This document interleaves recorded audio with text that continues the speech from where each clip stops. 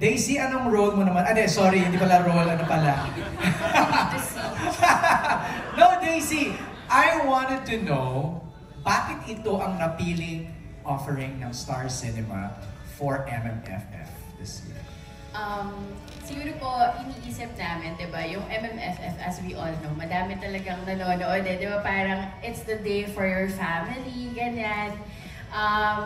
Ito kasing kwento na to, MJ, is gusto namin, marami talagang, hindi lang makanood maraming makakita nitong movie na to. Kasi, personally, ako, nung una ko siyang nabasa, grabe yung, di ba parang us creators, parang we try our best not to be parang involved doon sa material. Hinahatak ka talaga ng material na parang kwento mo rin to at some point. So, ang ganda lang kasi na sa araw ng Pasko, sa araw ng MMFF, parang lahat tayo ibalik doon sa kung saan tayo makaka-relate dito sa movie namin.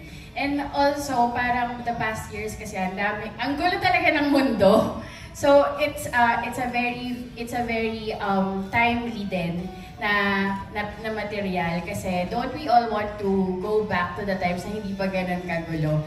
Parang yun yung comfort and peace na nabibigay nitong material na to. Kaya namin siya sinali. Alright, Daisy. Sir Enrico, bilang writer ng movie ito, anong experience ang mabibigay nito sa mga moviegoers when they watch this? Siguro, dahil lahat naman tayo may pinagdadaanan nga natin ng 3 taon, sabi nga ni Daisy, siguro masasabi natin pelikula to para sa may pinagdadaanan.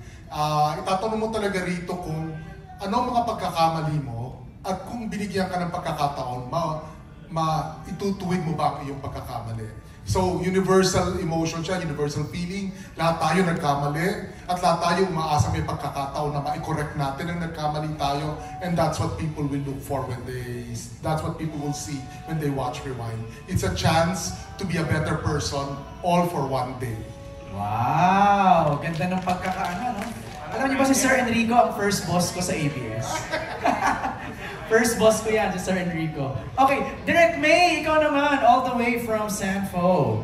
Direk, kamusta ang experience mo na binubuo itong pelikulang ito?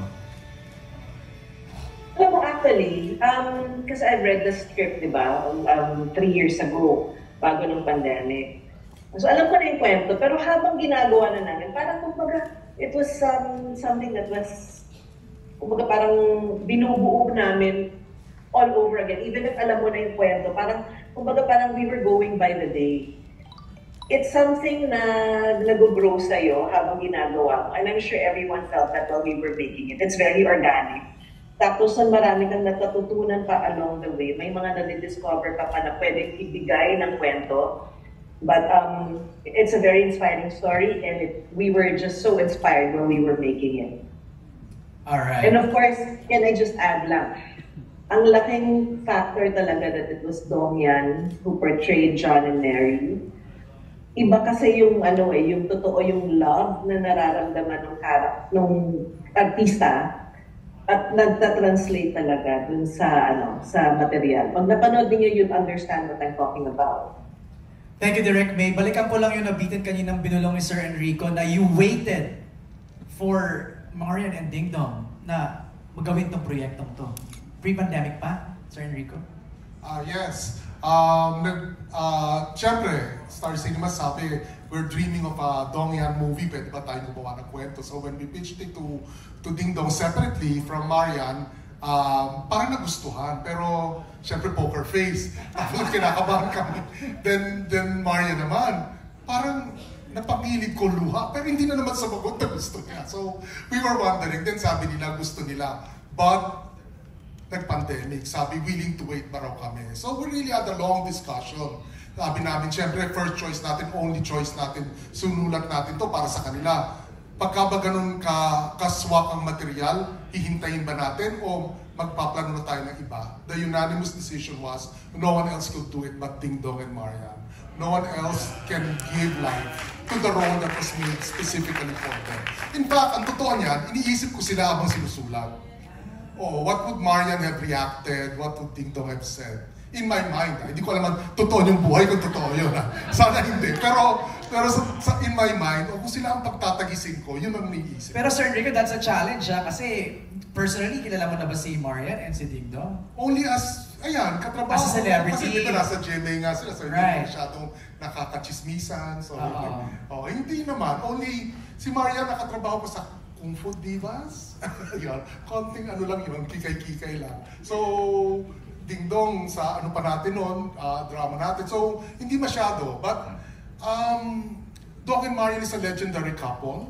Alam naman nila, they're open-hearted about their marriage, their relationship. And what we admire about it is that it's really strong, loyal, and long-lasting. So, Doon pa lang kapit na tayo. oo, sabi ko, what will challenge this relationship and make the audience feel that this is stronger at the end of the movie. Right. So, yun ang challenge. How do you make an already solid and matibay na couple go through a drama that will challenge the relationship? So, that's it. So, lumabas, rewind. Nice! Okay, eto na. Totoo na to. Q&A na tayo. Let's begin first with Jimpy Anarcon from Freebie Manila.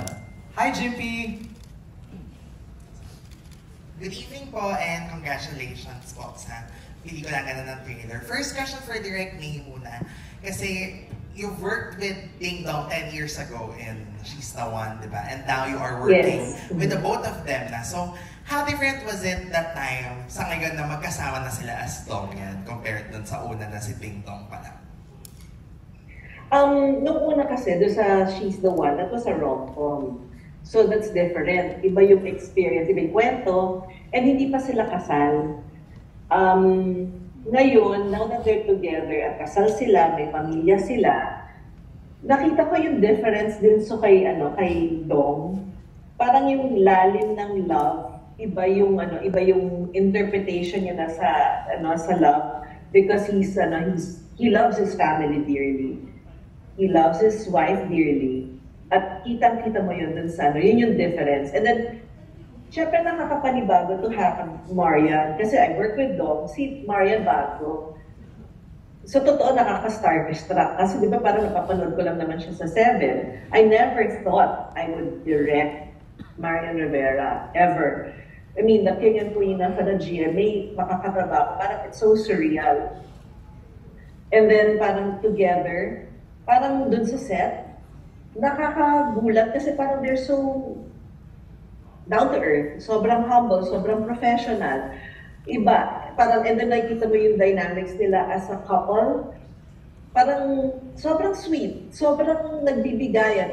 Parang I really admire their relationship, their dynamics, and I'm just so fortunate that I was given this opportunity, this chance to work with the two of them. Again, when you watch the movie, there's so much love in their eyes, so much love in their actions na natatranslate. They really gave ibang depth dun sa characters nila. Alright, thank you, Direct May. And then next question for Marian, kasi ikaw yung mas matagal na before nag-Star Cinema 10 years ago, but si Ding Dong mas madalas. So, this time, paano kanya parang in-orient ulit or welcome dun sa culture ng Star Cinema? Kasi syempre mas often yung pagtatrabaho niya with them. Alam mo, bago mag-start, isa lang sinabi niya sa akin. Sabi niya, I'm very excited for you. So the mere fact na sinabi niya yun, alam niyang mag-e-enjoy ako at sure siya na aalagaan ako ng Star Cinema. Then you mentioned earlier na this was your dream movie nung napanood mo yung trailer, yung Rushes. Parang how did Star Cinema make that happen lang through Rewind? Ano yung naging experience? Actually, parang ang hirap elaborate lahat. Sa script pa lang, sabi ko na, wow, thankful na ako. Kasama kong cast, actually, yun yung isa sa maganda sa amin kasi super bonding din kami dito. Parang, yes, nagtatrabaho kami, pero I'm looking forward na every time na papasok ako sa shoot, na makikita ko tong cast na to, ang saya-saya, the Truffle Girls! Hey, Truffle Girls! Yeah. So, nagkaroon ng bonding. Sabi ko nga, yun na palagi kong goal eh. Every time nagagawa ko ng isang proyekto, gusto ko nagiging kapamilya ko sila. At nangyari yan dito. And then, sabi ko, bonus pa with Direct May. Tapos, kasama ko pa si Dong. Sabi ko nga, sobrang lubos-lubos biyaya talaga na ipinagkaloob talaga to sa akin. So, I'm very blessed. Napaka-thankful ko na ma-experience lahat to. At sabi ko nga, sa kinukwento ni Dong sa akin, sa mga experience niya, Sabi ko, Dad, at least ngayon, alam ko na ang pakiramdam. Was there a particular kwento na nabanggit ni Ding Dong sa'yo na, ganun din yung nangyari sa akin dito sa set? Lahat, actually, sa dami ng kinuwento niya, nahigitan pa yung experience ko. Kaya sabi ko, ay, ang saya, may susunod ulit. Alright, thank you, GP. Thank you so much. Ate of Manila Feed. Hi, Chad. Babasahin ko, okay. For Marian, kung meron kayong gustong i-rewind, i-pause sandali at i-fast forward sa buhay ninyo as individuals or as a couple, ano yun at bakit? Ako, actually, dalawang bagay. Although, sinabi din ni Dong to kanina, gusto ko yung mga pagkakataon na maliit pa yung mga anak ko. Kasi yung mga panahon na yun, nandun, naaalagaan ko, nahawakan ko, ang bilis talaga ng panahon, lumalaki talaga. Lalo na kapag busy ka, parang pag-uwi mo sa bahay, parang lumaki ng 1 inch, ay 2 inch na. So parang ang bilis lumaki ng mga bata. So sabi ko, sana pwede namin balikan yan para, alam mo yun, yung nandyan pa rin sila, maliliit pa rin sila, pero alam natin hindi mangyayari yan. So, ang next ko, yung wedding day ko. Kasi nung wedding day ko, dalawang bagay din. Nabuo yung pamilya ko. Nandun si mama, nandun si papa, nandun si nanay. At natupad yung pangarap ko na magkaroon ng asawang katulad niya. Hindi yun rewind, loop yun. Di ba? Loop na lang natin para paulit-ulit. Dami ko naman. Naku, sinabi niya yung sagot ko. Hindi, ako yung sa kids eh. Yun talaga. Ako naman yung araw na nanganak sila. Kasi parang gusto ko mas humaba pa yung panahon na kasama sila. Although hindi ko naman sinasabi ayoko silang lumaki, mangyayari yun. Pero yung moment pa na yun, and then yan, gusto kong balik-balikan yan. At syempre, para humaba rin yung samahan din namin. Right. Priceless kasi yung moment na yun eh, no? When the kids are so young pa. Ang follow-up question ni Chad is for Marian and Ding Dong pa rin. Sa maraming taon ninyong pagsasama, dumating rin ba kayo sa punto na sinubok ang inyong relasyon? At paano nyo nalagpasan ang puntong ito sa inyong buhay? Oo naman, lahat naman ng mga couples ay nagkakaroon ng challenges, di ba, sa kanilang relationship. Ganon din kami, actually sa amin, early on pa. Pero dahil matibay yung respeto namin sa isa't isa, yung pagmamahal, at higit sa lahat, we really recognize that God is at the center of our relationship. Dahil kung ganon talaga, siguradong meron at merong gagawin sa'yo. Ibabalik at ibabalik ka niya sa gitna. You wanna add to that, Marian? Oo, kasi hindi naman natin talaga maiiwasan. Sa isang relasyon, merong hindi pagkakaunawaan. Pero siguro, one thing is for sure sa amin ni Dong, kung may mangyayari mang ganyan sa amin, hindi kami natutulog na hindi maayos ang lahat. Kailangan may heart-to-heart talk kami, at after nun, talagang kailangan nasa sentro talaga siya. Kasi kahit anong plano ang gawin mo, siya pa rin ang masusunod. Siya pa rin ang master natin. Tama, correct. Good answer. Thank you, Marian and Ding Dong. Next question. Poster, we would assume this is a heavy drama for you this time after ng comedy movies mo. What are your preparations you've made for this comeback on the big screen? Sobrang pangarap ko talagang gumawa ng ganitong pelikula. Kasi sa mga past na nagawa akong movie, more on comedy, more on very light. So kaya sinasabi ko, isa to sa mga pangarap ko kasi talagang drama. Binasa ko yung script, pinag-aralan ko yung character. Malaking factor na nag-uusap kami ni Direk kung paano ko huhubogin yung character ni Mary. Nakatulong yun. At sabi ko nga, isa sa pinakamalaking factor ay si Dong. Always yan. Every time na pupunta kami sa shooting, ginagay niya ako sa character. Minsan may mga eksena kami, bibigyan niya ako ng pointers. So naging madali para sa akin na gawin ang character ni Mary dahil sa mga nakapaligid sa akin. Pag-uwi niyo sa bahay, nabibigyan Marian Rivera. Hindi na Marian Rivera. Marian na lang. Wala na, cut na yun. Siguro yun yung maganda. Alam mo dapat kung paano ihiwalay ang totoong eksena sa totoong buhay. Right. Pero yung discussion na uuwi, na nag-drive or nasa bahay, uy, naalala mo yung eksena? Hindi, ang pinag-uusapan namin, sarap mong katrabaho, na-miss din kita. Parang gano'n.